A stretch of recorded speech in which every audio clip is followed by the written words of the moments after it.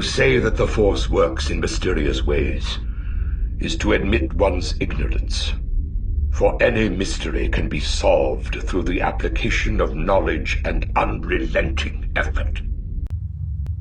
To be strong in the Force is one thing, but to believe oneself to be all-powerful is to invite catastrophe.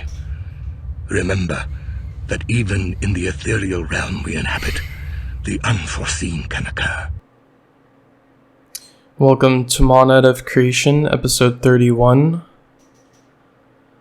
This episode is, as I usually say, quite relevant. But it's a very relevant and personal topic to myself. Purity. The topic of purity. Because honestly, anything that a genuine, authentic being desires and likes should be pure if they claim to be authentic and genuine. So, that being said, as someone who strives to be as authentic and genuine as I can and accomplishes to do so continually, quite often, not all the time, I'm not perfect.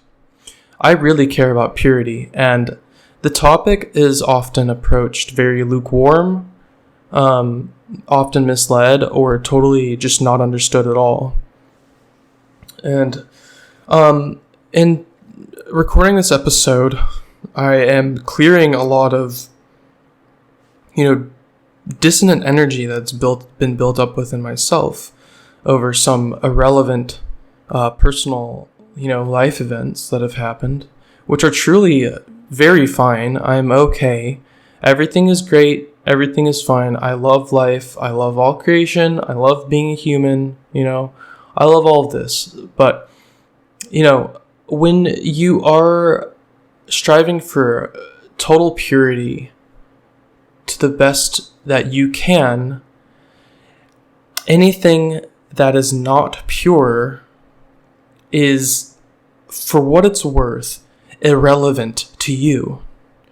So, when a lot of irrelevant things stack up for a long time, over and over, often, that creates dissonant energy. So even if you can hang, and even if you can handle it in detachment and keep interacting, like healthy detachment, where you are interacting with the world, you're interacting with those around you, you're interacting with yourself, but you're detached and you're not siphoning, you're not stuck, you're not feeding.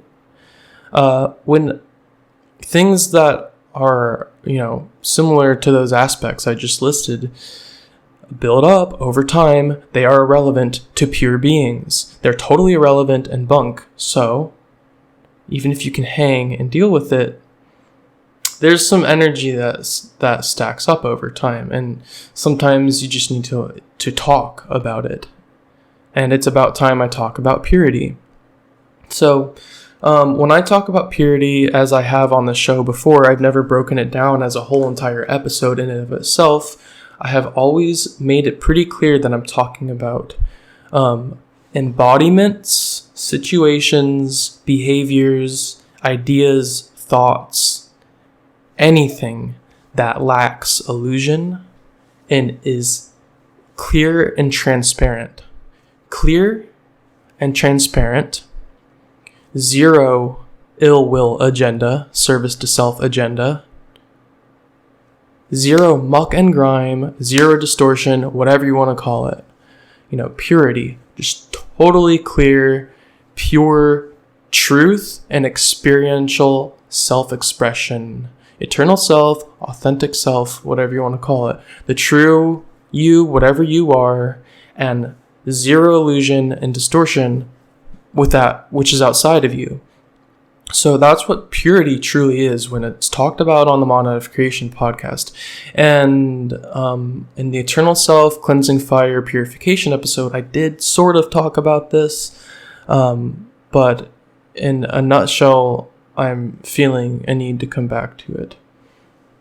So I've touched on angelic disgust a few times. And angelic disgust is the the feeling that pure beings end up holding when faced with total, muck, grime, distortion, illusion, things around you that are not pure, and you don't want it anymore. You're done with it, and it's time to move on and stop doing things.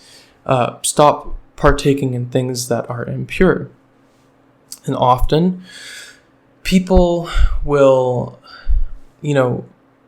they'll either detach and disassociate and go way, way, way within and just get lost in this total solipsist, ungrounded reality or lack thereof of just ignoring the disgusting nature of things, ignoring the disgusting nature of things and getting lost in the internal realms, and that's it.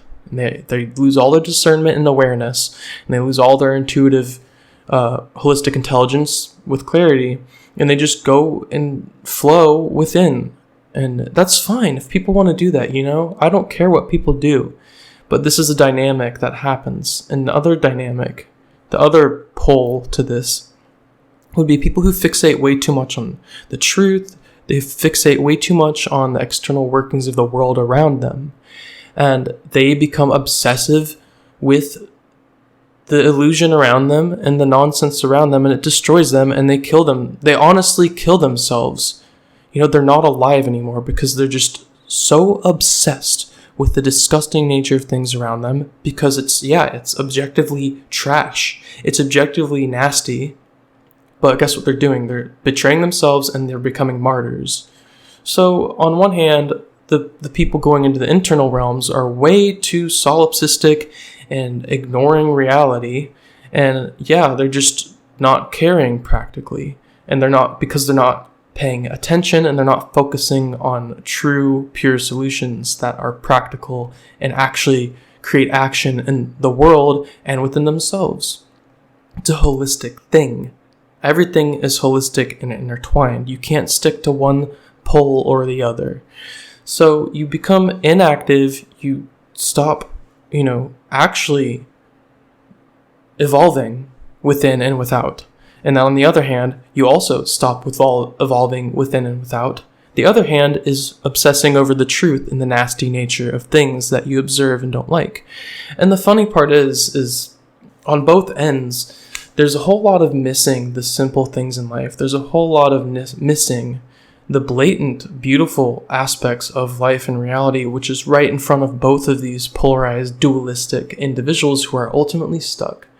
And I've been mainly on the obsessive truther side, and I never really went to the internal ignorant side, but I could have if I went into New Age before realizing truth and causal factors of reality and dynamics of consciousness. So people often become monks on the really internal side, and this monk archetype, this monk lifestyle is beautiful, it's so beautiful. But ultimately, the way people talk about embodying the monk principles, and what I mean are, striving for ultimate purity and cleansing your soul, if you will, those types of things. People often will detach entirely from society, and they won't be able to hang with society, and they won't be able to hang with a lot of individuals that exist and they are going to interact with. Or on the other hand, if they can hang, they're like, damn, I want to go back out into the world and experience life and experience contemporary human civilization and see what it's all about and just experience, So if you go to this internal monk perspective and you're just stuck there for the most part, and you're not really holistically thinking about it, you're going to isolate yourself from the world, and you're going to, I don't know, run up into a monastery or what are they called?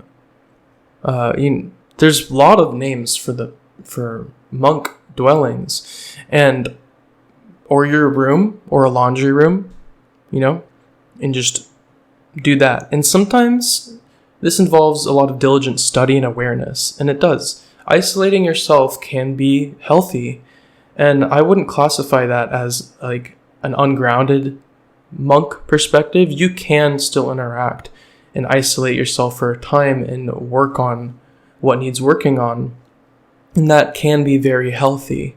But when you're not able to, like hang with others, like with things around you, or you're like really pulled to go back out into society, you're not in a space where you can totally isolate yourself from the world and just leave society. So, and it's also in terms of celibacy, purity is this purity stuff. When I talk about it, I'm not talking about this like Christianity, religion, purity, keep the young women submissive and controlled, and keep the men, powerful and, virgins as long as you can, or all these ideas about sex, but there is such thing as sacred sexuality and sacred gender. And I haven't talked about sacred gender on this show yet.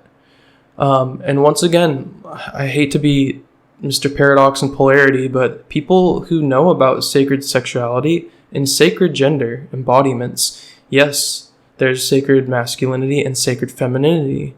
But you know what? If you're getting stuck on the pole of, if you're getting stuck just embodying sacred feminine or just embodying sacred masculine, you're losing in what you claim to be winning in. And you're not a loser. You just happen to be losing the game of what you are playing, which should be transcendence and mastering both the masculine component of your consciousness and yourself, and your psychology, and the feminine component of your psychology. And if you're in a body of a material, biological life form, you are one right now, and you happen to have female genitalia or you happen to have male genitalia, well, guess what?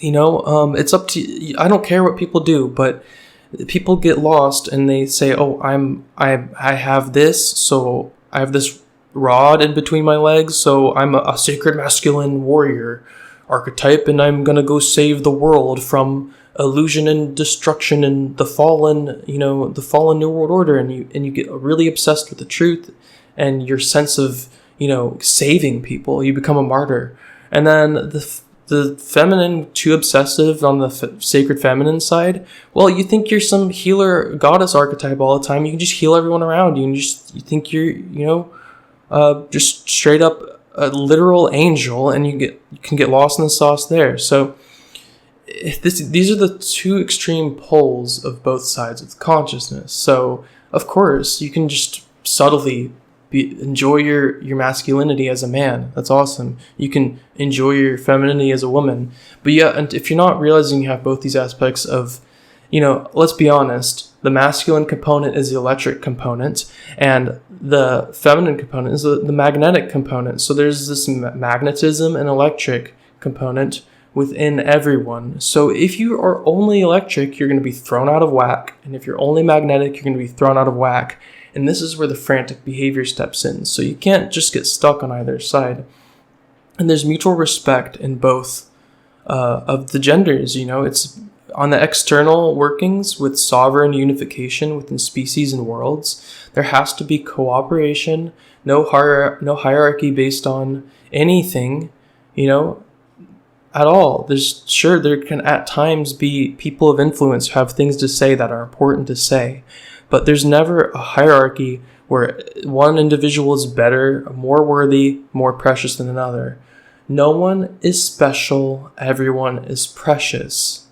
No one is special. Everyone is precious.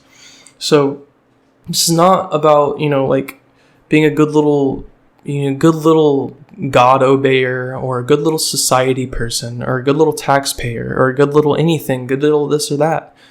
A good little, Ascension Wiki forum or book reader, ancient text reader. It's none of that. No, it all depends on your behavior and what you care about and how you're acting, and if you're actually filtering your intuition through proper clarity in the mind and being receptive and behaving according to what you claim to be pure in. If you claim to be pure, your behavior better match that. Your choices and actions and the way you transmit into the world better match the supposed purity that you say you have. And if it's not there, there's no shame or guilt involved in any of this. Zero shame, zero guilt. Everybody's on the path of evolution, or, some people are absolutely not. But everybody has to look at themselves in the mirror and, if they need to, ask for help. But everybody's growing and evolving. So no one is better than anyone. So the monk thing, you can be a monk in society. Okay? The true monk principles are that which is in your mind, that which you care about, that which you feel, and how you act. Okay? What you do, what are you doing in the world? So you can be out in, the Western world and really embody the consciousness and the disciplines and the devotion of a monk, and not be in a monastery, not have any sort of books on you. It's all about your behavior and your mindset. All about your mindset, So, and there's no rigidity at all. You can't be dogmatic in your ideas, and you can't be lukewarm and just aimlessly flowing down a whitewater raft that's going to crash at the base of a rocky waterfall. You don't want that. You don't want that to happen, and you also don't want to be so rigid that you bottle everything up and you just explode one day. You don't want either of those situations. So you can embody a monk mindset and exist in the world, and you can still have decisive flow and really be whoever you want to be, which should be your eternal self if you care about purity. And I've been through a lot of things like semen retention, a lot of shit. But I've been through semen retention. I've been through, just absolutely trying to cleanse my mind of any putrid ideas that didn't ultimately serve me. As I talked about in the last episode, which was called Esoteric Omni Neutral, I have had a lot of influences that I had to cleanse out of my mind, like Mark Passio, Gerald Clark, who else really? Yesha Ashayana never became a carbon copy for me. A few people I carbon copied for a while, and it was trash. Like when I realized it was total trash, and that was not pure existence. If you're carbon copying anyone, you're parroting anyone, and you're not striving for your authentic true self, without being dogmatic and without being lukewarm. If you're not doing that, it's not actually, striving for purity with actual foresight and clear intuition towards purity and all that ever has been. So how you do that is you really look at the information you're consuming, you look at who you're listening to, you look at who you're around, and you ask yourself, am I picking up fragments of any of these people? And if I am I absorbing them into myself? What is that all about? Well, when I talk about muck and grime, when I talk about my past, well, when I was absorbing fragments of a lot of people, I was like, yeah, this is totally disgusting and I want to change. I talk about this in Core Solutions and Core Solutions Continued, those 2 episodes. And honestly, when you're pulling fragments from all these, influential information transmitters that you really look up to, and you don't have a strong sense of who you are on the inside, or the strong sense of what you are seeking, a clear intuitive sense of what you're seeking with strength, and discipline, and you don't know what you're devoted to, you don't know what you're serving, well, there's not much pure self. There's not much eternal, capital S self coming through and stepping in, stepping out, whatever you want to call it. I don't care. But I've been through this so much, and it took me, a whole year to really look at myself and remove all these aspects and distortions from other individuals that I just put in myself. And that happens to take us all the way back to angelic disgust. I don't even like using the word angelic anymore. because a lot of people run with stories in their head about what I mean by the word angelic. But anyway, that being said, it's just pure disgust. Like I said, when a pure being is in reality and they see illusion and narcissism and rampant ego everywhere they go, and people just wanting money, people not actually caring about what matters, people actually sometimes often saying they care about what matters, but they truly don't. And sometimes it's hilariously blatant that they don't care about what matters when they say they do. That's the best part, because you can get some cathartic release and humor out of it. But if you're picking up all these fragments from these people who don't truly give a shit, you're truly not going to give a shit, and your life is going to be filled with emptiness ultimately, because even if you care a little bit, and the ways you're caring, were they actually thoughts intuited on your own? Were they actually parts of your true self, your authentic thinking, your authentic free mind, your non-mind controlled process of existence? Were your thoughts and ideas coming from a state of holistic existence? Not many people can say that, and I haven't been able to say that. I hadn't been able to say that up until like a few months ago, because people were still influencing me too much.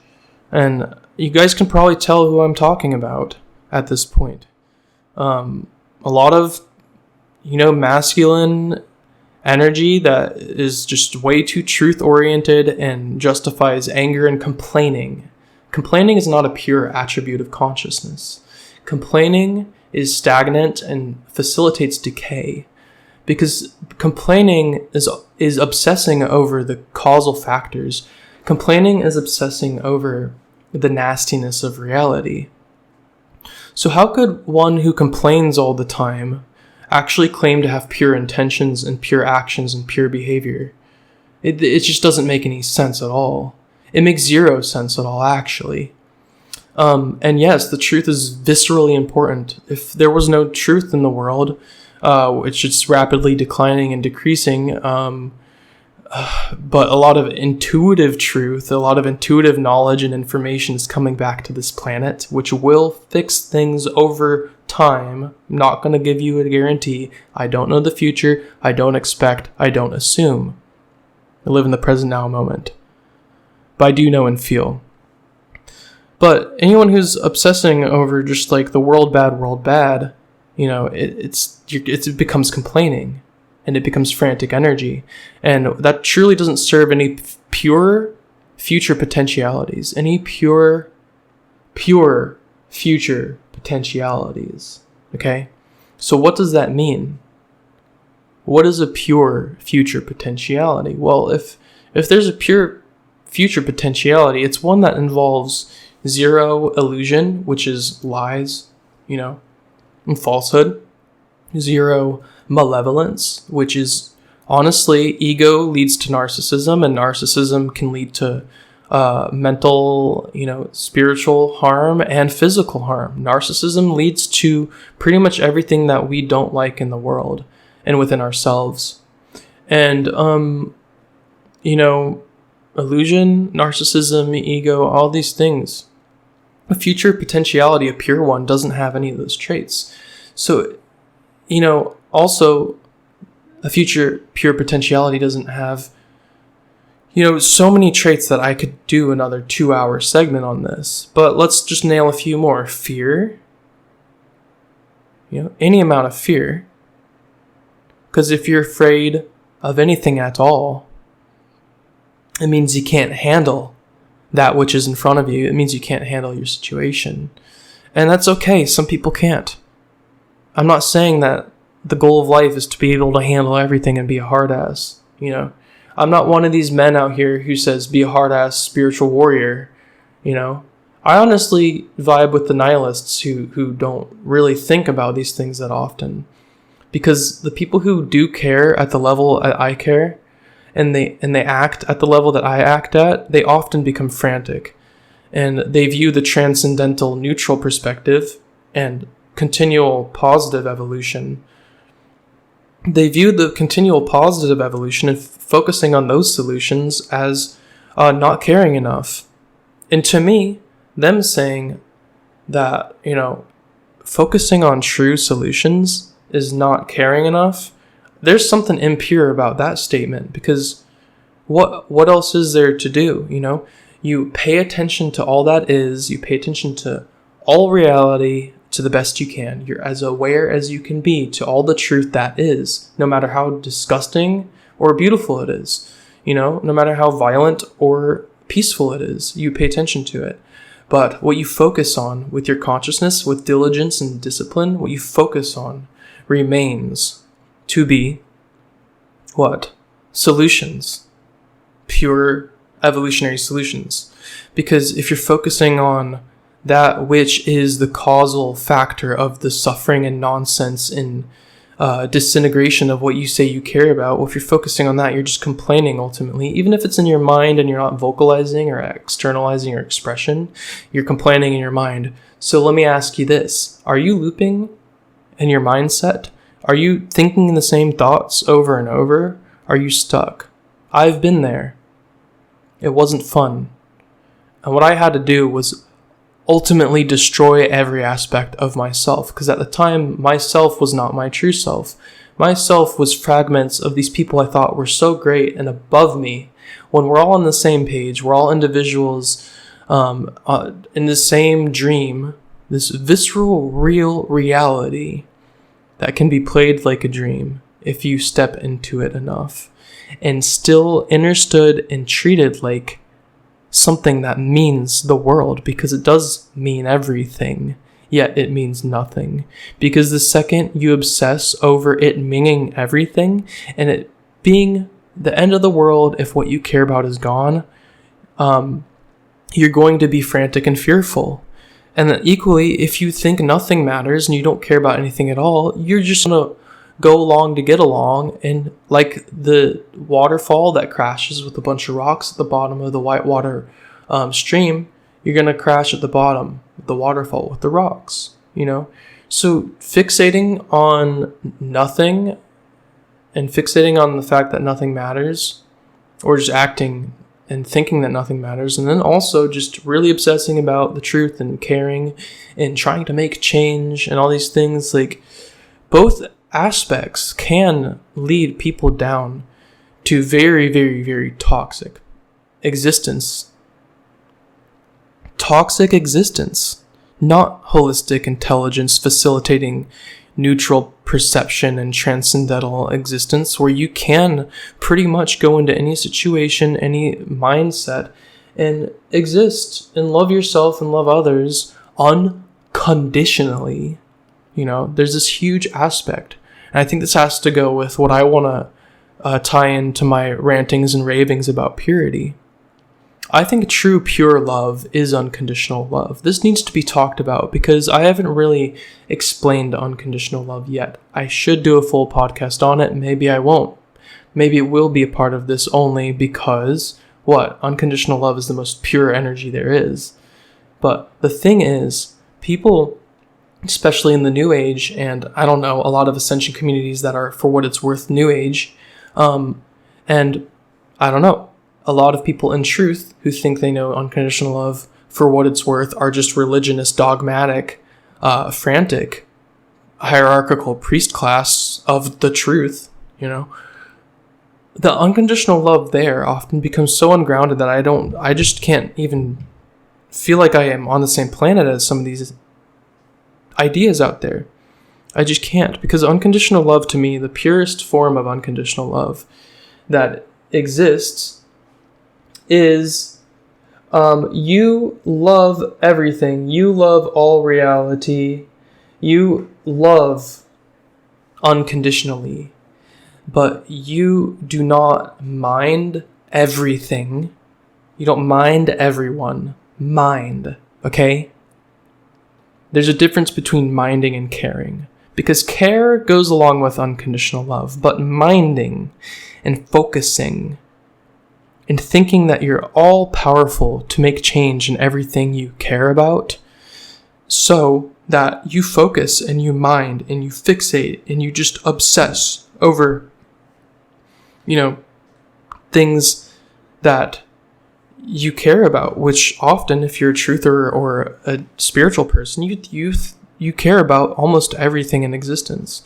But this distortion is run so rampant because what's happening is their love has become a fake love. It's become a distorted, toxic martyrdom-based love where they think they can just have a bleeding heart for everything. And then the reactionary here happens, and people who start to realize this, the reactionary happens and they say, no, you can't love everything.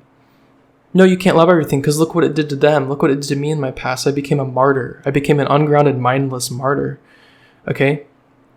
So you promote this idea of unconditional love where you just love everything mindlessly. You care about everything mindlessly. You become a martyr. People who actually get some sense of clarity are like, no, you can't do that. You can't care about everything. So they become a reactionary. And they sort of, for what it's worth, stop embodying unconditional love for everything and start having enemies. They start having victims, and they start degrading themselves and their consciousness because it's frantic and it's freaky. So unconditional love is this, you have to be detached from all other individuated aspects of reality. You have to be detached, no attachments, from all individuated aspects of reality, of creation. All individuals, animals, humans, whatever, unseen things, I don't care. All individuated things, you have to be detached. But the unconditional love is what keeps you, connected. So these inherent connections based in unconditional love and respect, deep respect, are pure, because when it's based in detachment, respect, and unconditional love, that pure energy is not siphoning, it's not feeding, it's not pulling, and it's not tying people together. So there will be no reactionary if people understand it this way, because no one is going to bleed their heart out when someone starts abusing their choices, and they abuse their ability and their actions and start decimating others. They start feeding off others, and they start hurting others. You don't have to focus and mind them. You don't have to spend time on them. You don't have to think about them. Okay? This is what unconditional love is. It's a strong unconditional love that is so pure that it can delineate and know a detachment. It can know detachment and continually unconditionally love things. So if it's understood as an inherent principle of energy and being alive, and it's not implying run around, and just help whatever you care about and just try to save whatever you care about. And it's surely not pick and choose what you unconditionally love, because once you stop unconditionally loving something, you gotta listen closely to this one. I'm not saying you instantly become this, but you start the path of eventually having enemies and being against others in a very ungrounded, childish temper tantrum version of spiritual warfare. You think it's some grandiose thing, but you're actually just picking and choosing who your enemies are and holding the mindset of a victim, right? Once you start picking and choosing what you unconditionally love, because you're lacking this understanding of no energetic bondage and shackles to one another, while zero bondage and shackles to each other, no attachments, while having empathy for everyone, and being able to say, if something gets so toxic, it is pure to say, I'm respecting myself, I'm leaving the situation. It is pure to defend yourself if some violence is coming at you, violating your sovereignty as a sovereign being. So this unconditional love aspect is, to me, the most pure thing, because what drives my experience and my perspective and my experiential knowing is what I talk on here. with this in mind, my experiential knowing with unconditional love facilitates my angelic disgust. Okay? Because the unconditional love is, to me, the purest frequency and the purest energy I've ever felt. And so when you are willing to hold that for really anyone, and they're acting like a total fool, a total mindless, feeding child, temper tantrums for their candy, for what they want, or let's say a complete energetic vampire, and they might even have an agenda. I don't know.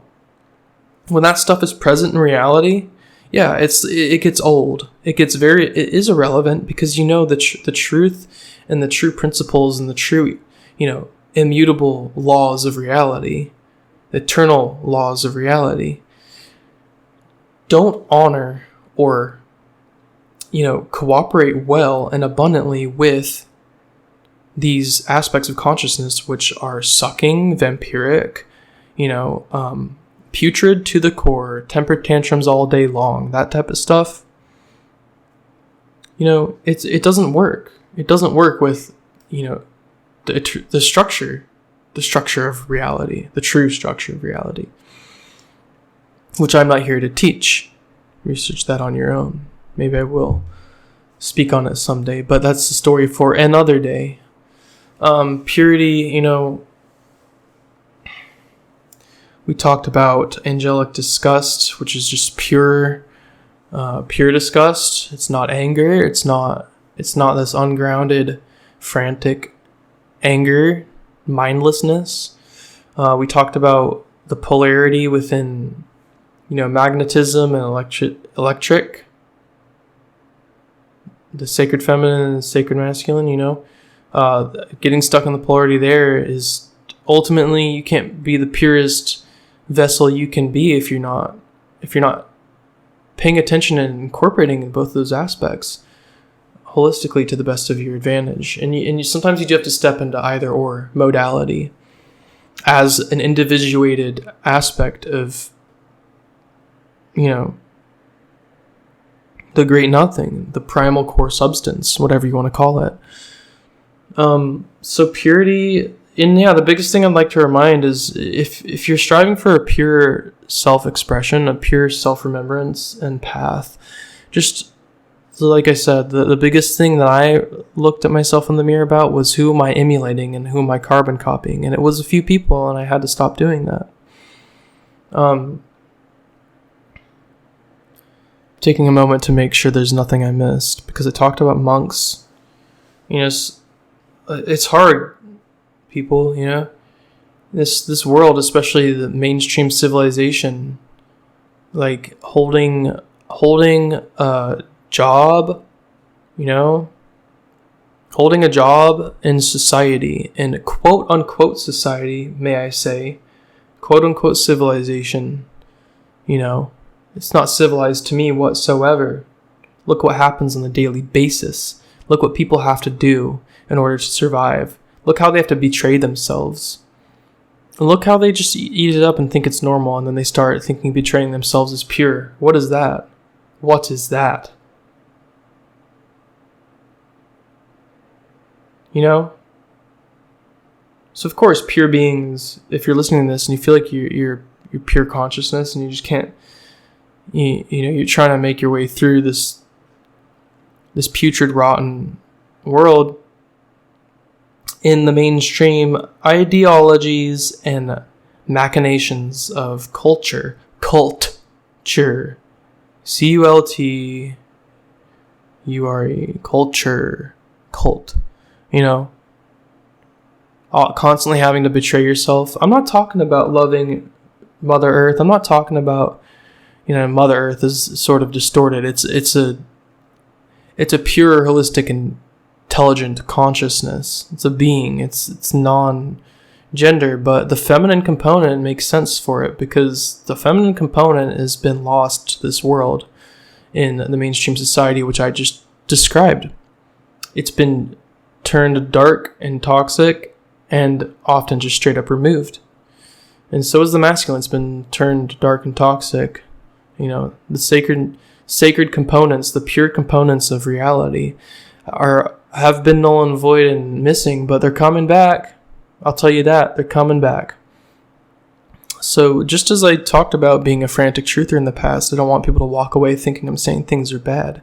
Because I can hold this, you can hold a feeling of disgust for something and a feeling of striving for purity, and you can still appreciate and love existence. And, you know, I was laying in my bed not too long ago and just holding on to that love for existence. Just, that's it, you know.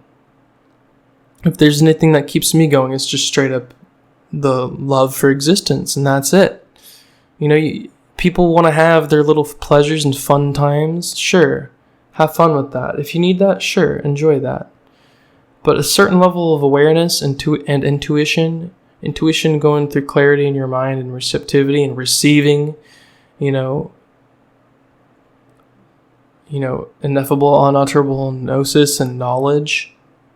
No, I'm not promoting, you know, these Gnostic ideas and groups. You don't need the books.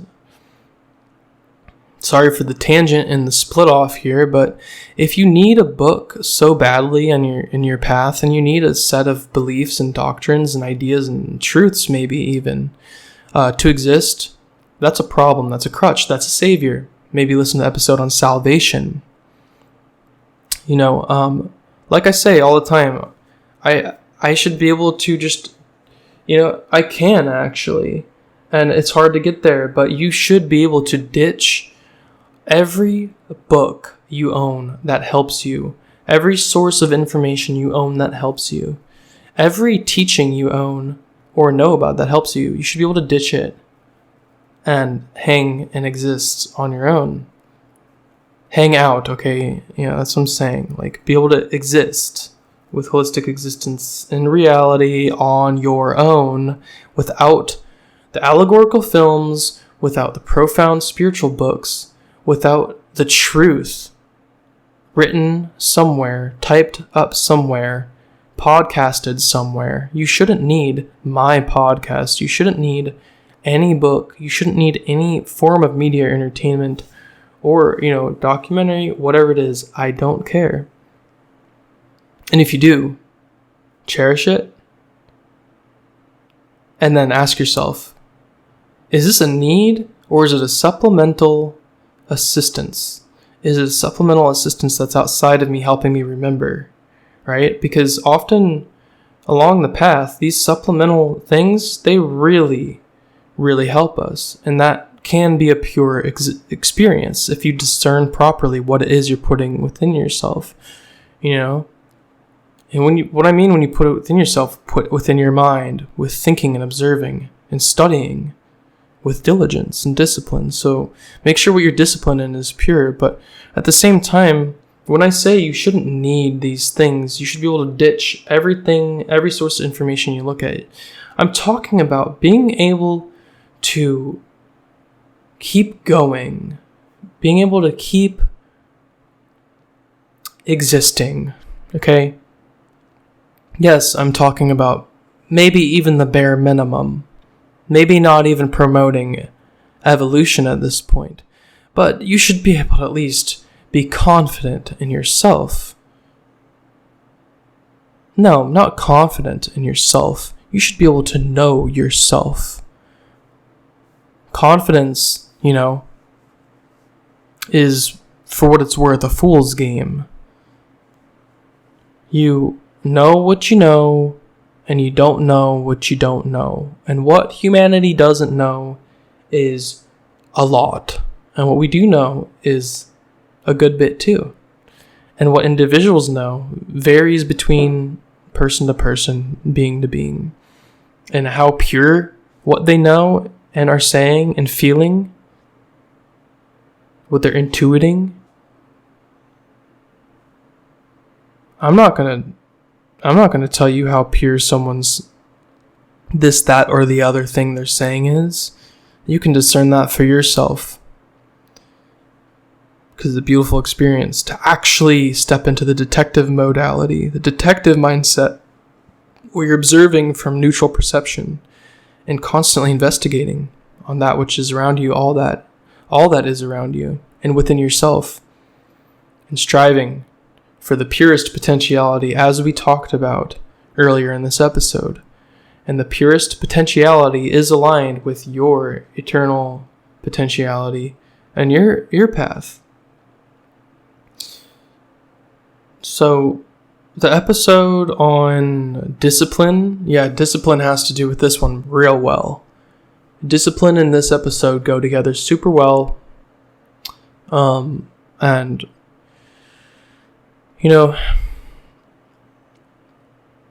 if you're feeling discouraged at all about the state of your own consciousness, if you're feeling discouraged at all about the state of that which is around you, all that is around you, the world, sure, the realities. If you're not feeling too good about it, about yourself, think about this. If you don't let out that which is within you, which has been festering and building up, if you don't let out that which has been building up, what do you think will happen as time goes on? If you don't let it out, And there are plenty of ways to do this. Someone could be totally frantic and angry, and paradoxically, they need to let that out and then move on and clear some stuff and heal some stuff. And then if someone is totally transcended and can articulate what they need to say, well, if they need to let it out, they need to let it out. And if they're in the middle, maybe they're just having a conversation that's been on their mind and it's just taking up too much of their consciousness and they need to let it out. Thoughts are not this just unknowable, irrelevant substance floating around, or just irrelevant biochemical reactions in your brain. It's a part of you, and if it's not serving your pure self, your true eternal self, and helping you holistically alchemize and grow and evolve, it might not be from you. It might not be from the true you. Something to contemplate. It's a suggestion. So, we went over unconditional love in this episode, so you should get it now when I say I unconditionally love you. Check yourself, respect yourself, enjoy yourself, and I will see you later. Eternal gratitude.